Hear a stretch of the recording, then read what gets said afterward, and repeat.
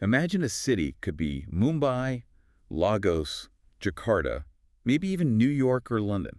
What's one thing you're almost guaranteed to encounter? Oh, definitely traffic. Soul-crushing traffic. Exactly. Streets just seemingly choking on their own success. It's Yeah. it's really the defining urban mobility crisis of our time, isn't it? It absolutely is. And, when we think about solutions, our minds often leap to the really spectacular stuff, don't they? Right. Like flying cars. Yeah, we picture the Jetsons or maybe Elon Musk's Boring Company whisking us through these underground tubes at like impossible speeds. There's such a powerful allure to those sky dreams. So many glossy renderings out there, billions pouring into investment, all promising we can just glide over, tunnel under our problems. Yeah. But here's the core idea we're really diving into today. Hmm. For all their glamour, these, let's call them futuristic solutions, Hmm. are probably, at best, niche applications. Right. Niche is a good word. And at worst, they actually distract us from the real, urgent, scalable, and frankly, more inclusive transit systems that cities desperately need. Mm. I mean, you've got physics, cost, maintenance. Even just human psychology, right? Yeah, Cramped tunnels, noisy skies. These things place pretty significant limits on how widely these solutions could ever really be used. exactly. So our mission today then is to unpack precisely why the most effective, the most scalable, and importantly, the most equitable way to move lots of people in densely populated cities isn't way up in the air or deep underground, but it's actually through smart, coordinated, surface-level public transportation right here on the ground. And to really get a handle on the efficiency we're talking about, we're going to use this core metric throughout our chat, traveler density per mile. That's key. Yeah, basically it's the number of people that can move through a fixed amount of urban space. Could be a lane on a road, could be a cubic mile of air per hour or per day. It's all about how effectively every single precious inch of city space is actually being used to move people. Right. So this deep dive, we think, will uncover some fascinating truths, maybe some surprising facts that might just change how you see getting around in cities. Let's get started. Okay. Okay, so let's unpack this density dilemma first. When we think about just how crowded our cities are getting, what does this traveler density per mile metric actually mean for the streets beneath our feet? Well, it means we have to get incredibly efficient with space. We just don't have much of it to waste. To put some concrete numbers on it, think about a typical car lane. Okay. Even if it's operating perfectly, cars flowing smoothly, it only moves maybe 1,000 to 2,000 people per hour. And that feels optimistic, Mm. especially given how many cars have just one person in them. Oh, precisely. It's often much lower in reality. Now, contrast that with, say, a dedicated bus lane. Right. That same lane space can push maybe 8,000, even 10,000 people per hour. Huge difference. Wow. And then you get to something like a metro rail line. We're talking up to 60,000 people per hour per direction in really hyperdense cities like Tokyo or Hong Kong. 60,000. Yeah, even just a busy sidewalk, Yeah. a dense pedestrian corridor can move around 9,000 people per hour. Mm. So the difference in efficiency, when you look at how much space is used versus how many people actually get moved, it's just absolutely staggering. And these numbers, they become even more critical when you think about the reality of this urban century, as people are calling it. Mm. We've already got, over 4.4 billion people living in cities today. Yeah, and heading towards 7 billion by 2050. It's incredible growth. And most of that growth is concentrated in Asia, Africa, Latin America. Think of cities like Dhaka, just unbelievably dense, over 50,000 people per square kilometer. Or Mumbai, Manila, Lagos. Right. These are places where urban land per person is shrinking, like really rapidly. And this creates this unique challenge, sometimes called a double bind. You've got more and more people needing to move around, but there's less and less physical space available to actually move them. It's a fundamental constraint. So cities just have to be incredibly smart, incredibly efficient about how they use their limited urban real estate for transportation. There's no other way. Okay, so this inherent space crunch brings us right back to what we call the mirage of tunnels and air taxis. Let's start with tunnels. Okay. I mean, we have these incredible historical marvels, right? The London Underground, the New York City subway, amazing engineering feats for their time. Absolutely. No question. But they come with pretty significant drawbacks today, don't they? They do. I mean, think about it. They're incredibly maintenance intensive. They often hit capacity limits. There are always safety concerns. And crucially, once you build them, they're incredibly inflexible. You can't just reroute a subway line easily. Right. And then when we look at the more modern concepts like Elon Musk's Boring Company, well, the reality so far has been, frankly, quite underwhelming. Yeah, the Vegas loop. Exactly.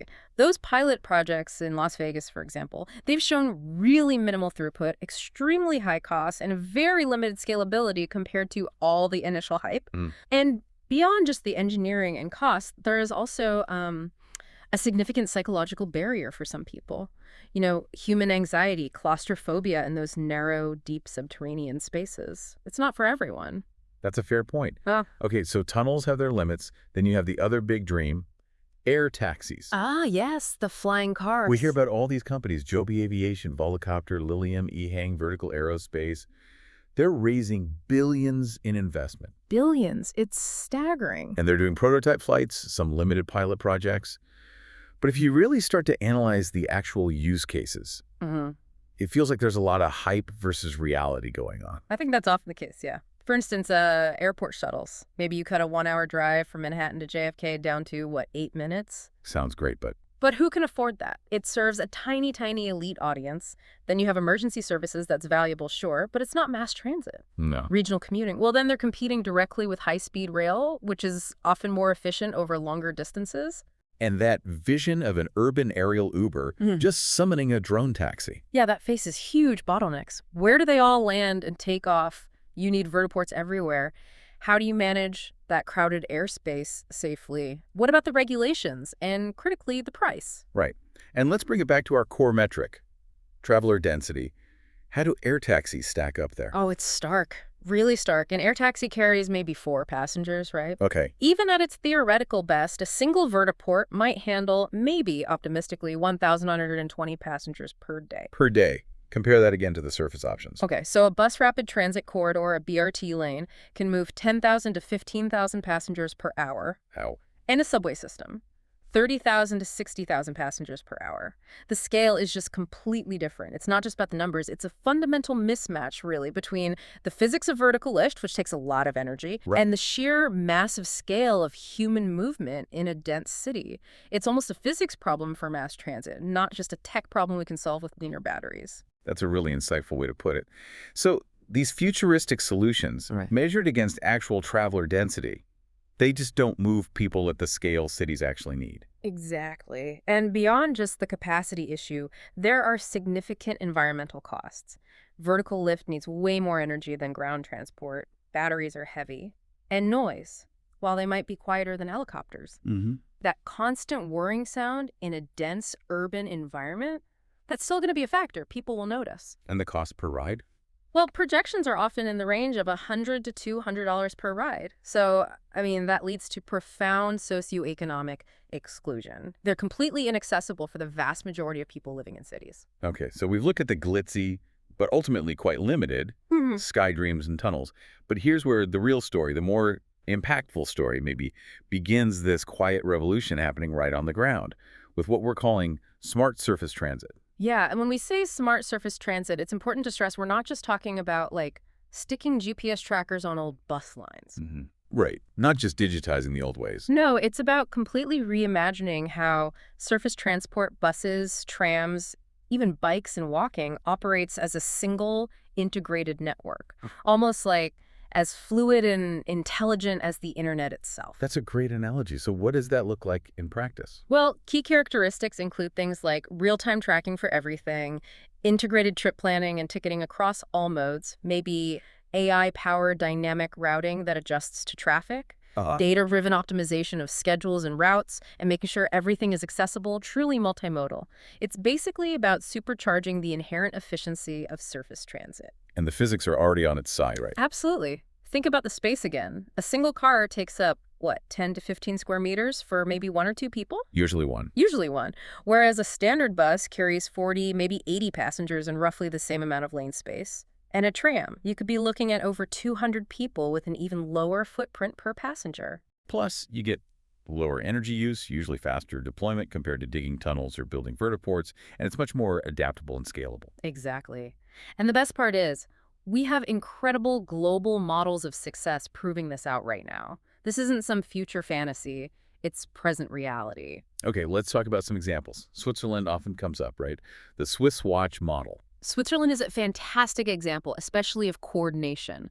Their national rail, SBB, local buses, trams, even the ferries on the lakes, they all operate on the synchronized Taktfahrplan. What you mean? It literally translates to clock face schedule.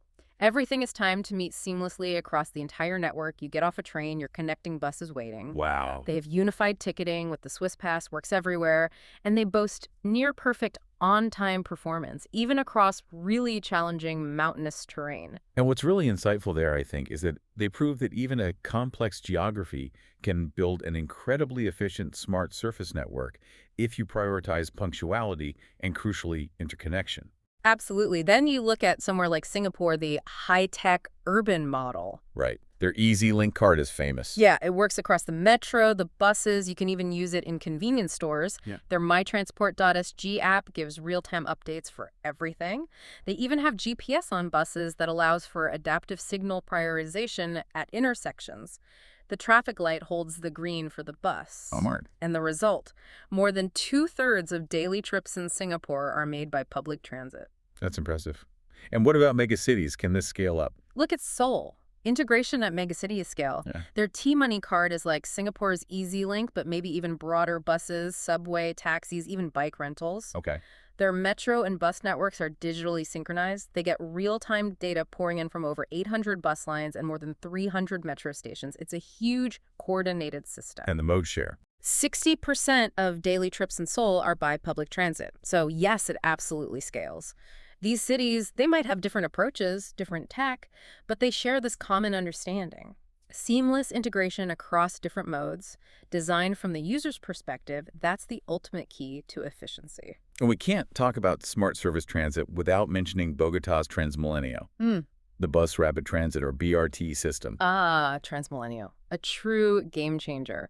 Launched back in 2000, it genuinely revolutionized the bus. How so? Well, it features dedicated busways, often with passing lanes so faster buses can overtake. It has prepaid boarding stations, so you pay before you get on, just like a metro. Speeds things up. Exactly. It gives it that metro-like feel and incredibly high frequency. It carries over 2 million passengers every day. 2 million on buses. On buses. And here's the kicker. They achieved this at about 80% cost savings compared to what building a traditional subway would have cost. That's incredible. So, yeah, here's where it gets really interesting. These cities, they aren't relying on, science fiction fantasies. They're implementing smart, practical, surface-level systems today, and they're doing it at massive scale. And underpinning so much of this high-density surface mobility, especially in the biggest cities, is still the train. Right. Trains still rule the city in many ways. They really do. They are the absolute backbone for high-density movement. And it all comes down, again, to the fundamental physics. Steel wheels rolling on steel rails is just an incredibly efficient way to move massive numbers of people with relatively low friction. And we see this in different forms, right? The metro or subway systems like in New York, London, Delhi. Yep. Or commuter rail lines like the Paris RER or the Mumbai Suburban Railway bring people in from further out. And light rail systems like the Portland Max, often running on streets but with priority. And you have to mention Tokyo, Japan here. It just stands out as this true marvel. Oh, Tokyo is a miracle of complexity and precision. Their rail network handles, get this, over 40 million passenger trips every single day. 40 million? Oh. That's mind-boggling. It is, and it's hyper-punctual. They have integrated payments with their Suica and Pasmo cards, works everywhere. They have these massive intermodal hubs like Shinjuku and Shibuya where countless lines converge. And they've really mastered transit-oriented development, or TOD, building density right around their stations. That's the economics of trains. They're expensive to build initially, right? They are. Yeah. Huge upfront cost.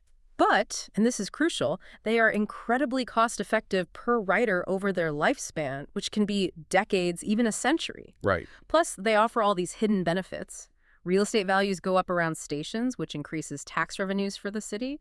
There are huge environmental savings compared to cars. Social inclusion improves. And you mentioned Hong Kong's MTR system being profitable. Yes, it's one of the very few profitable metro systems globally. And the key reason is that the MTR Corporation actually owns and develops property around its stations.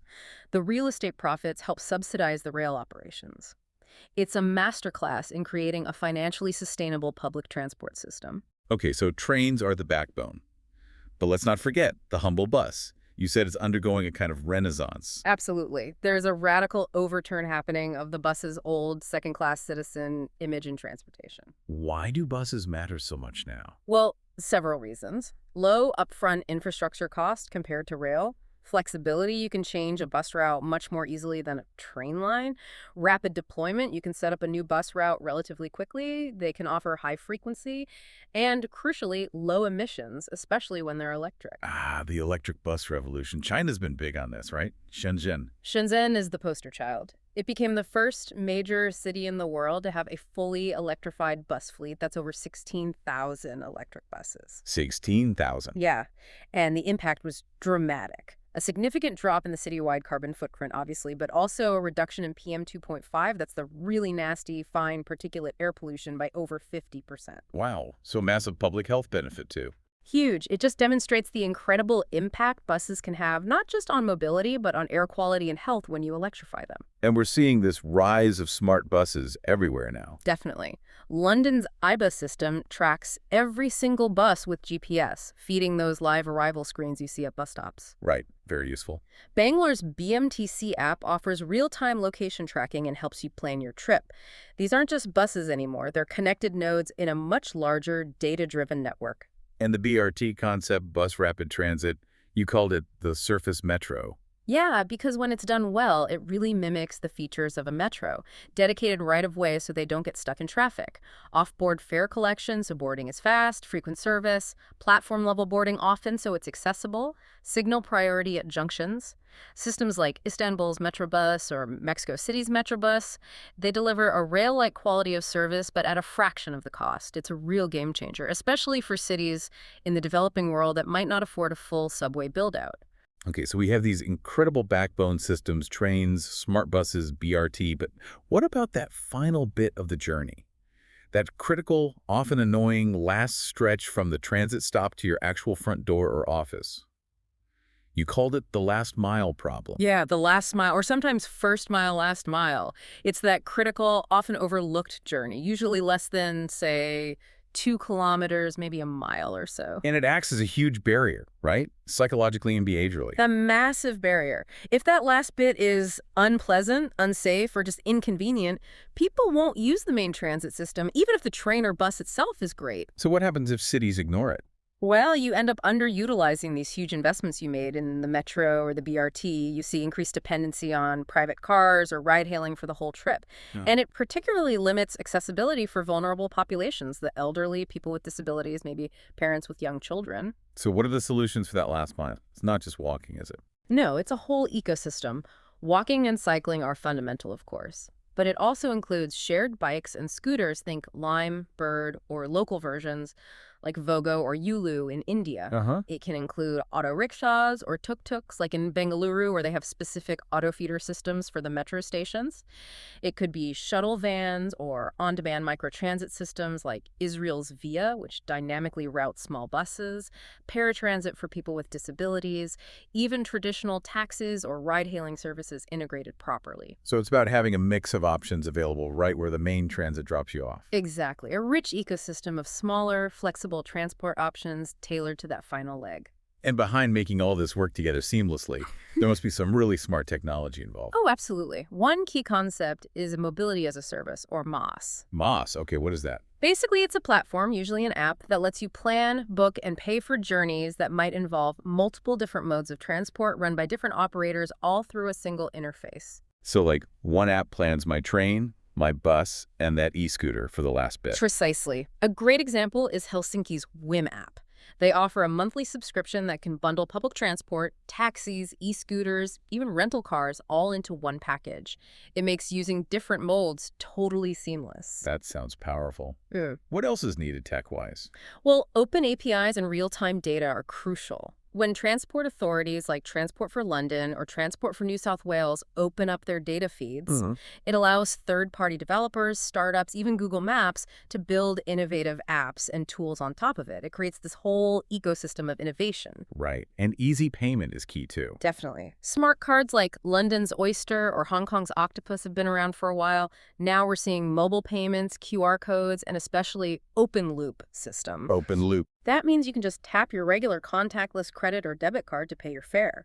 You don't need a special transit card. It makes it super easy, especially for tourists or infrequent users. India is combining its UPI payment system with a national common mobility card to achieve this too. And it's not just tech, right? Infrastructure plays a role in integration. Big time. You need well-designed intermodal hub stations where trains, buses, taxis, bike-sharing docks all come together smoothly. Barcelona's Estacio de Sants is a good example. And just good streetscape design around stations-wide sidewalks, maybe some shade trees, clear signage, making that transition between modes pleasant and easy. This leads us nicely into the sheer power of data and AI and all this. Yeah. You mentioned transit systems used to be planned with static models, maybe some guesswork. Yeah, based on old surveys and assumptions. But now they're becoming this living, learning ecosystem. Fueled by what? Fueled by data pouring in from everywhere. GPS trackers on vehicles, mobile phone signals, sensors on infrastructure like turnstiles or traffic loops, ticketing systems, IoT devices. So many sources. It's a flood of data. You have geospatial data showing where things are, operational data on speeds and delays, transactional data from fares, behavioral data from app interactions, even environmental data like air quality, sensor data from CCTV, sometimes even socioeconomic data layered on top. And this enables that real-time visibility we talked about. Yeah. Like London's iBus or Singapore's LTA tracker. Exactly. Everyone, operators and passengers, gets live updates on where their bus or train actually is and when it's likely to arrive. That reduces uncertainty, which is a huge factor in making transit attractive. And then you get into the predictive power of AI. How does that work? Well, AI algorithms can analyze all this data historical patterns, but also factor in things like weather forecasts, big events happening in the city, even social media trends to predict where and when people are likely to want to travel. Wow. So the system anticipates demand. Pretty much. Beijing Metro, for instance, uses AI to predict congestion levels at specific stations, sometimes hours in advance, and they can automatically adjust train frequency to meet that expected demand. It's like the city is learning your commute patterns. That's clever. And AI can optimize things in real time, too. Yes. Beyond predictions, it enables dynamic routing and scheduling. Buses could potentially reroute based on real-time congestion information. On-demand microtransit services, like Via or Helsinki's old Kutsu Plus experiment, use AI constantly to adjust routes on the fly to pick up and drop off passengers most efficiently. And maintenance. Can AI help there? Huge potential in predictive maintenance.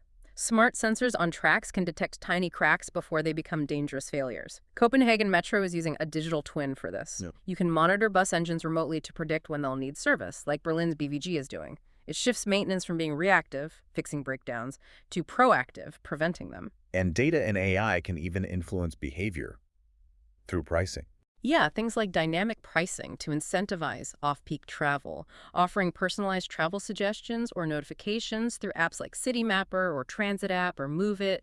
Even things like tailoring alerts based on your preferred vehicle type or accessibility needs. And what about safety and security? AI is being used there too. For instance, in the Delhi Metro, AI-powered video analytics can help detect things like fallen objects on tracks, identify abandoned bags, or even potentially recognize patterns associated with harassment, helping responders react faster. Now, this all sounds incredibly powerful, maybe even a bit scary. With all this data being collected, how do we ensure privacy and ethical use? That is a really important question and a huge challenge. There are absolutely legitimate concerns around things like facial recognition being used in stations, the tracking of individual movements, and potential biases baked into the algorithms that could disadvantage certain groups. So how are cities and regions responding? It varies globally. The EU's GDPR, the General Data Protection Regulation, sets pretty strong rules about data collection and consent. Some cities are taking specific stances. San Francisco's Muni, for example, has policies to avoid using facial recognition and focuses on using anonymized, aggregated data wherever possible. So what are the best practices emerging? Key recommendations usually include anonymizing data whenever feasible, being transparent about what data is collected and how it's used, establishing clear governance structures with public oversight, Yeah. and actively involving citizens in developing policies around transit data and AI. And the idea of open data, making some of this available. Yes, when done responsibly, open data ecosystems like those fostered by Transport for London or the Chicago Transit Authority can be incredibly valuable. By providing anonymized or aggregated data feeds, they empower startups, researchers, and even citizens to build better tools and analyses for the public good, but always with those ethical guardrails firmly in place. Okay, we've covered a lot on vehicles, integration, and technology. But let's shift focus slightly to something even more fundamental. Building our cities for people, not just for vehicles. Ah, yes. This is crucial. So many cities inherited this. This legacy of car-centric urbanism, right? From the mid-20th century onwards. Think highways just slicing through neighborhoods. Sprawling suburbs built entirely around car access. Vast amounts of valuable urban land dedicated just to parking cars. And the cost of this car-first city has been immense. We're talking 1.3 million traffic deaths globally every single year. Staggering. Transport accounts for roughly 24% of global CO2 emissions, a huge chunk. You have issues of inaccessibility for low-income populations who can't afford cars, urban heat islands made worse by all the asphalt and concrete. And just think about the space in some U.S. cities. Over 30% of the entire urban land area is dedicated just to parking. 30%. That's shocking when you put it like that. Isn't that just an inconvenience? It's profoundly inefficient and really drains the life out of cities. So what's the alternative? The counter-philosophy. It's often called human-centered design. It means consciously building cities that are, first and foremost, walkable, livable, inclusive, accessible for everyone, safe and green. Cities where the sidewalk isn't just a narrow strip left over beside the road, but it's a vibrant public space in itself. A space for commerce, conversation, creativity, and community, as some put it. And walkability is really the foundation of that. It's the absolute foundation. You see cities like Copenhagen that have prioritized pedestrian-first designs for decades. Barcelona has its famous superblocks, where they basically reclaim street intersections within a block to create pedestrian plazas and play areas. Buenos Aires famously converted 100 kilometers of car lanes directly into wider sidewalks and dedicated bike lanes. And building density around transit, TOD. Transit-oriented development, yes. Building high-density, mixed-use developments, homes, offices, shops right around major transit stations. We mentioned Hong Kong's MTR model earlier, being profitable largely due to its property ownership and development around stations. Arlington County in Virginia, along the Orange Line Metro, is another classic U.S. example. Tokyo's private rail companies have done this brilliantly too, integrating rail and real estate. And thinking of public space itself as transport infrastructure. Exactly. Sidewalks, safe crosswalks, public plazas, well-designed streetscapes. These aren't just amenities, they are essential parts of the transportation network, especially for walking and connecting to transit. Think about New York City's pedestrianization of Times Square. Right. Lots of controversy at first. Huge controversy. But ultimately, it made the area much more pleasant, safer for pedestrians, and surprisingly, actually sped up car traffic in the surrounding streets by removing a major bottleneck intersection. Huh. And this human-centered design also means designing for everyone, right? Considering gender accessibility. Critically important. Designing a gendered city means thinking about women's safety things, like well-lit pathways, clear sightlines, easy access to help points, as Vienna has done in its urban planning. And ensuring universal accessibility isn't an afterthought designing for people with disabilities, the elderly, children. Medellin's famous cable cars, for instance, were designed from the start with full wheelchair access, connecting steep hillside communities to the valley's metro system. Okay, so we have the vision. Human-centered cities, smart surface transit. Yeah. But how do cities actually get these ambitious projects off the ground? It sounds like it would face huge bureaucratic hurdles, political resistance, often feels like an uphill battle. It absolutely is. And it's crucial, I think, for everyone to understand the inherently political nature of transit. What do you mean by that? Well, transit decisions are often redistributive. They might shift road space or funding priorities from drivers to pedestrians or transit users. That creates winners and losers politically. Transit projects are also symbolic. A new subway line might be seen as prestigious, while investing in buses might face biases, be seen as lesser than. And the whole narrative matters. Is this framed as climate action, as economic opportunity, as social justice? All of these things are political choices. Public transit decisions are, at their heart, political decisions. And that's where strong leadership becomes essential. Mayors, political champions. Hugely important. Think of Jaime Lerner in Curitiba, Brazil, who basically invented BRT against significant opposition, or Enrique Peñalosa in Bogota, who pushed through Transmilenio and reclaimed space for people. Anne Hidalgo in Paris, taking on car culture. Sheila Dixit oversaw Delhi's massive metro expansion. These projects require immense political courage to champion them, to see them through years of planning and construction and resistance. And funding is always a battle, isn't it? You mentioned the capital operating divide. Yes, that's a classic problem. Cities or governments might find the money to build the shiny new line, the capital costs, but then they struggle to consistently fund the day-to-day running and maintenance, the operating costs. So where does the money come from, ideally? It's usually a mix.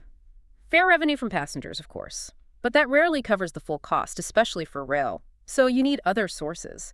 Dedicated fuel taxes, congestion charges, maybe capturing some of the increased land value around stations, land value capture, public-private partnerships, though those need careful structuring, transfers from national governments, advertising revenue. And the Hong Kong MTR model again. Right, using real estate profits from development around stations to directly subsidize the operations. It's a really unique model of financial self-sufficiency that others are trying to emulate. Okay, but what about overcoming that direct political resistance? You know, from car lobbies, maybe some established taxi unions, residents who don't want change. How have cities managed that? It takes a combination of strategies, using clear, data-driven arguments about the benefits, congestion reduction, air quality, economic growth, starting with pilot projects like temporary bike lanes or pop-up pedestrian zones to demonstrate the concept and build support before making it permanent. Show, don't just tell. Exactly. Holding extensive public hearings and consultations, really listening to concerns, even if you don't agree with all of them, and building broad coalitions, bringing together environmental groups, business associations who want better access for employees, labor unions, disability advocates, neighborhood groups. And framing the narrative effectively. Absolutely. Showing people not just the cost, but the tangible benefits to their lives, their health, their wallets, their city. And what about the role of citizens themselves? Civil society, activist groups? Oh, they play a vital role. Think of groups like Right to the City in Germany, campaigning for better urban spaces, or hashtags and movements like hashtag Fix My Transport in the UK, or hashtag No Estacionamiento, no parking, in Mexico City, pushing for less car dominance. Citizens can monitor performance, demand better service, suggest routes, even co-design parts of the system. And this citizen pressure can feed into actual policy changes. Definitely. It helps push governments to adopt things like complete streets ordinances, designing streets for all users, Vision Zero goals, aiming for zero traffic fatalities, ensuring land use and transport planning are truly integrated, maybe even using participatory budgeting, where citizens help decide how funds are spent. Okay, so bringing this all together, what does the path forward look like for a city that wants to transform its mobility? You've outlined a kind of strategic framework, right? A 5-phase approach to building this ground network. That's right. It's a way to think about it systematically, though the phases can overlap. Phase 1 is basically diagnose. Okay. That means really understanding what you have now. Collecting data, inventorying routes, mapping population density and travel patterns, identifying service gaps, engaging citizens through town halls, surveys, maybe SMS feedback, and realistically assessing the political landscape and potential risks. Get the lay of the land. Then phase 2. Phase 2 is digitize.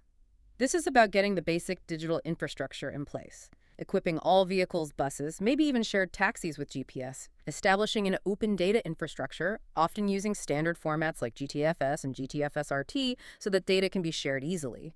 Creating a unified fare system could be an NFC card, mobile QR codes, or that open-loop bank card payment.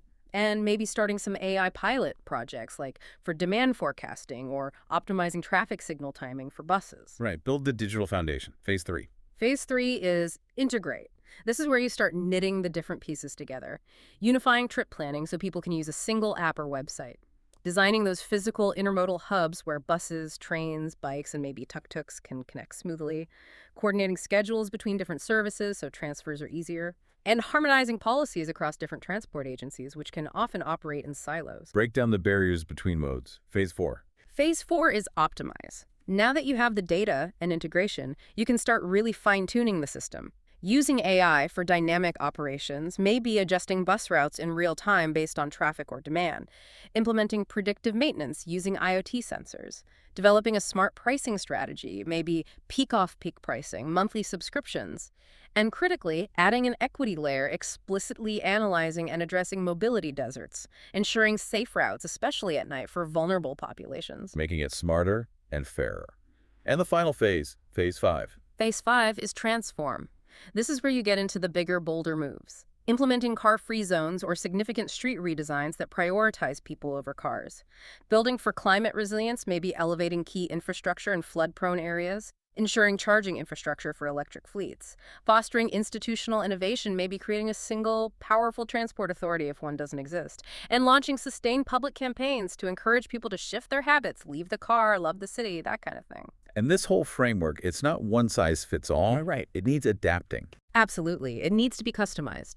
The pathway for a megacity like Lagos will be different from a mid-sized European city or a smaller, rapidly growing city in Southeast Asia. But the core principles, diagnose, digitize, integrate, optimize, transform, provide a useful guide for any city wanting to build a better ground network. Well, we've certainly taken a deep dive today into urban mobility. And I think we've really uncovered why the most effective, the most scalable, and frankly, the most equitable way to move people in our dense cities is through this vision of smart, coordinated, surface-level public transportation. Yeah, it's really a shift in perspective. It's not just about choosing one vehicle over another. It's almost a manifesto for dignity, democracy, and design at human scale, as the outline put it. I like that. And we've seen these key transformations playing out, right? Moving from being car-centric to truly people-centric. Shifting from complexity and fragmentation in transit systems towards simplicity and integration for the user. Moving focus from just fetishizing speed to prioritizing genuine access for everyone. And going beyond just efficiency metrics to thinking about human dignity and experience. And crucially, viewing innovation not just as shiny new gadgetry, but as good, effective governance. And this isn't just theory. As we discussed, cities like Bogota, Seoul, Shenzhen, Vienna, even places like Addis Ababa with its light rail, they're already building parts of this future. They really prove that money alone doesn't build great mobility. You need vision, political courage, and a real commitment to inclusiveness. Which brings us, I think, to the really profound moral case for investing in good surface transit. It's so important. When a child can't get to school reliably because the bus service is poor, or a woman turns down a better job because the commute feels unsafe after dark, that's not just an inconvenience. That's a justice issue. It's a safety issue. It's a dignity issue. Mobility isn't just about movement. It is about freedom, opportunity. Exactly. And, public transit is one of the last remaining truly public spaces where people from all walks of life, all classes, cultures, backgrounds, actually coexist side by side. It's a kind of shared civic ritual. You could even say it's a site of democracy in motion. So looking ahead, what does the future really demand from our cities? Well, if cities are going to survive and thrive in this century, they basically have to electrify everything they can, digitize their systems intelligently, build much more equitably, govern transparently, and fundamentally, design cities around humans, not around machines. And smart surface mobility, it feels like the essential platform upon which all these other transformations really depend. It is. It's the connector. It connects housing to opportunity, public health to environmental action, and ultimately democracy to daily life. So this is really a call to action then for everyone listening. Absolutely. If you happen to be a policymaker listening, be bold, take some risks. If you're a planner, focus on building those coalitions we talked about. If you're an engineer, design with empathy. Think about the user experience. If you're an entrepreneur, look for ways to solve the problems that truly matter for accessibility and sustainability. And if you're a citizen, engage. Pay attention to what's happening in your city. Organize with your neighbors, demand better, and of course, vote for leaders who prioritize people-centered mobility. it leaves us with a powerful thought, I think. In a world that too often seems to escape upward into abstraction, into division, maybe into virtual realities, Yeah. the ground is where we actually live. The ground is where we come together. The ground is where we see each other. It's where we have to figure things out together. The ground is where we begin again.